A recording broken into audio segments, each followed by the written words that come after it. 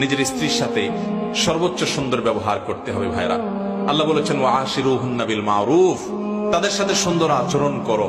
আমাদের অনেক ভাইরা আছেন বাহিরে অনেক ভালো, কাস্টমারের সাথে ভালো, ক্লায়েন্টের সাথে ভালো, পরিচিত অপরিচিত মানুষের সাথে ভালো, কিন্তু নিজের স্ত্রীর সাথে যা তা আচরণ, বদরাগ আছে না নাই?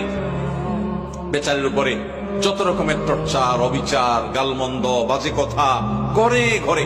অনেক লোক আছে বাহিরে অনেক সভ্য ভদ্র, ওনাকে মানুষ অনেক ভালো জানে, কিন্তু ওনার বউ জানে ওনার চরিত্রের হাল কি, ঠিক না?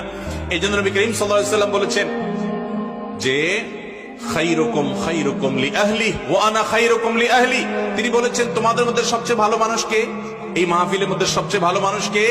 যে তার পরিবারের কাছে, কোন কোন হাদিস তিনি স্ত্রীকে নির্দিষ্ট করে বলে দিয়েছেন যে তার স্ত্রীর কাছে ভালো। অর্থাৎ স্ত্রী যদি বলে দিল থেকে যে আমার সাহেব, আমার স্বামী ওনার মতো মানুষ হয় না, উনি আসলে একজন অমায়িক ভালো মানুষ, এই সার্টিফিকেট যদি বউয়ের কাছ থেকে নিতে পারেন তো আল্লাহর কাছেও আপনি ভালো নিতে পারবেন। সবাই যায় বাসায় বউকে জিজ্ঞাসা করবেন যে হাদিসের ভাষ্য মতে তোমার সার্টিফিকেট ছাড়া আমি ভালো হওয়ার সুযোগ নাই, আসলে আমি মানুষটা কেমন বলো। যদি বউ হেসে দেয় পিক করে, তাহলে বুঝবেন যে কাহিনী ভিন্ন।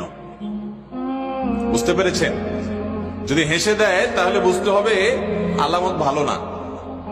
অতএব স্ত্রীর কাছে ভালো হওয়ার জন্য নিজের আচরণটাকে সুন্দর করার চেষ্টা করতে হবে ইনশাআল্লাহ। অনেক মানুষ আছে এই জায়গা ধরা খেয়ে যাবে। নবী করিম সাল্লাল্লাহু